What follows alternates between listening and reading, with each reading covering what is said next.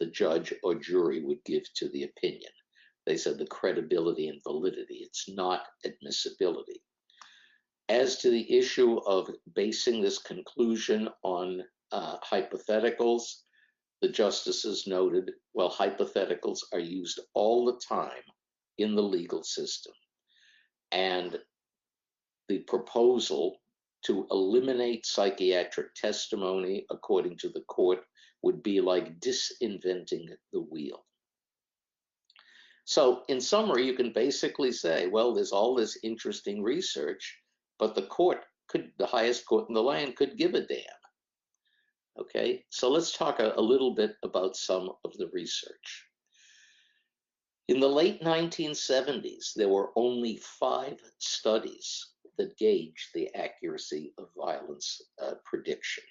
Some of them were the studies reviewed by Sheen, was part of a conspiracy against him by the Freemasons and by an obscure religious group called the Midians. So it was the Midian Freemason conspiracy.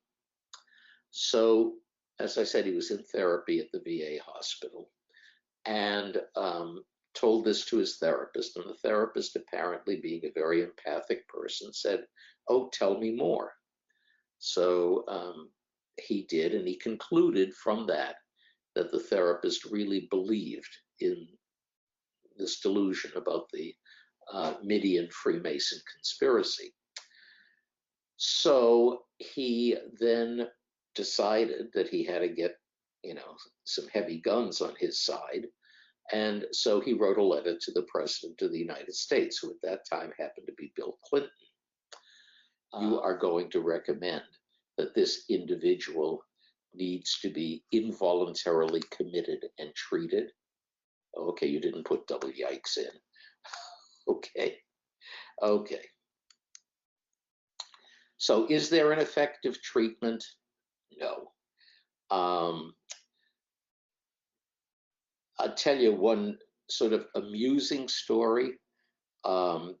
This is from my personal experience in the state of Florida, where, I won't take these cases, but I will sometimes serve as a consultant.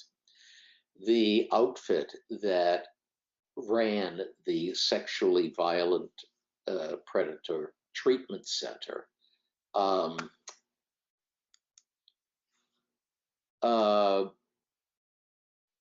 put out a proposal. There was an RFP, request for proposals, from the state. Thank you, Mattia. Yikes. Or let's say the offender says, I never did it. So you don't want to be in a group therapy where part of the protocol is for you to discuss your sexual deviations.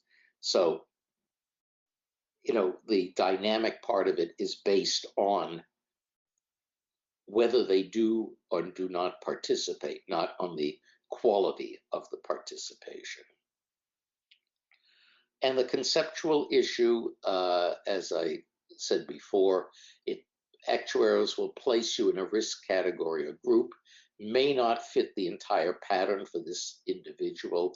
The actual predictive value may be higher or lower. In my experience, when they use clinical judgment to adjust the actuarial, rarely lowers